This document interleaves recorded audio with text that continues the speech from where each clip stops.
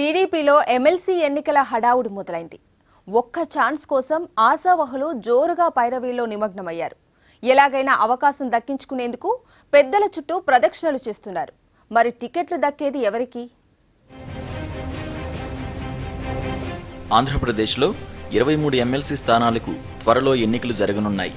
స్థానిక సంస్థల కోటాలో 9, ఎమ్మెల్యే కోటాలో 7, గవర్నర్ కోటాలో 2, ఉపాధ్యాయ, పట్టభద్రుల కోటాలో 5 స్థానాలకు ఎన్నికలు జరగనున్నాయి.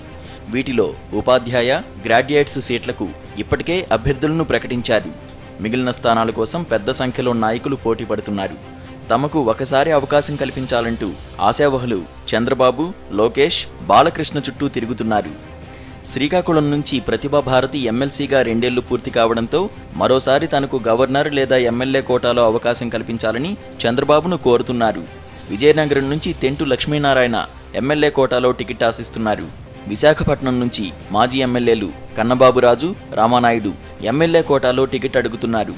తూర్పుగోదావరి నుంచి మాజీ ఎమ్మెల్సీ చైతన్యరాజు తనకు ఇచ్చిన హామీ మేరకు పదవి ఇవ్వాలంటున్నారు. ఎన్నికలకు ముందు ఎమ్మెల్సీ పదవి ఇస్తానని చంద్రబాబు హామీ ఇచ్చారని చిక్కాల రామచంద్రరావు అంటున్నారు.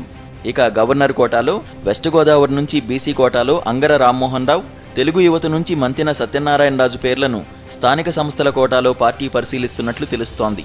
కృష్ణా జిల్లా నుంచి housing corporation chairman Varla Ramaiah, party జిల్లా అధ్యక్షుడు బచ్చుల అర్జునుడు మైనారిటీ కోటాలో నాగుల మీర ఆశావహుల లిస్టులో ఉన్నారు.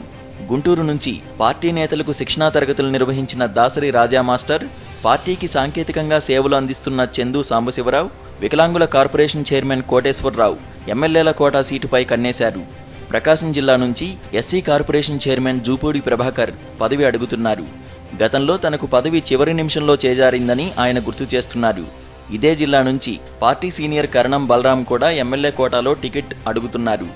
నెల్లూరు నుంచి స్థానిక సంస్థల కోటాలో ఖాళీ అవుతున్న స్థానానికి మళ్లీ తనకు అవకాశం ఇవ్వాలని వాకాటి నారాయణ రెడ్డి అడుగుతున్నారు. ఇదే స్థానాన్ని ఆనం వివేకానంద రెడ్డి ఆశిస్తున్నారు.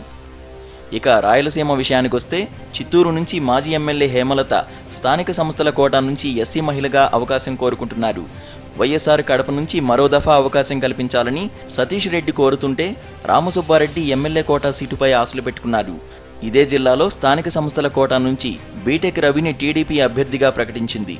అనంతపురంలో స్థానిక సంస్థల కోటాలో మెట్టు గోవింద్ రెడ్డి పదవీకాలం ముగిసింది. ఈ స్థానానికి మాజీ ఎమ్మెల్యే అబ్దుల్ ఘనీ, దీపక్ రెడ్డి పోటీ పడుతున్నారు. కర్నూలు స్థానిక సంస్థల స్థానంలో శిల్పా చక్రపాణిరెడ్డి పదవీకాలం ముగుస్తోంది. గవర్నర్ కోటాలో మండలి చైర్మన్ పదవీకాలం ముగియనుంది. తనకు మరోసారి అవకాశం కల్పించాలని చక్రపాణిరెడ్డి కోరుకుంటున్నారు. జిల్లాలో సీనియర్ అయిన తనకు ఛాన్స్ ఇవ్వాలని సోమిరెడ్డి వెంకటేశ్వర్లు అడుగుతున్నారు. పార్టీ అధ్యక్షుడు చంద్రబాబు మాత్రం ఇప్పటి వరకు ఎవరికీ ఎటువంటి హామీ ఇవ్వలేదు.